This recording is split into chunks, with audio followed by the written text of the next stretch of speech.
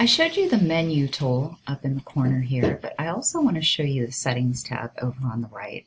So if you click this little settings gear, you'll see that you have some control over your class details. So for instance, if I want to change the name of my class, this is where I can do it. I can add a description, change any of that general information. And then down here, if you ever needed to reset your code, you can do that.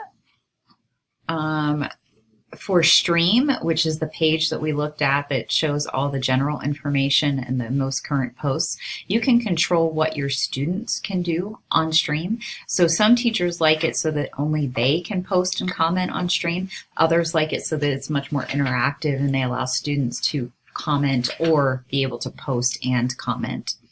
You can also control what kind of information appears on Stream. So notice that it's auto set to show the condensed notifications, but if you wanted it to show details or you wanted to hide those, you could do that as well.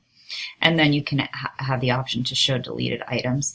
Down here in the grading category, you will see that there are some options. So here's no overall grade. If you wanted to show them total points or weighted by category, you can do that here.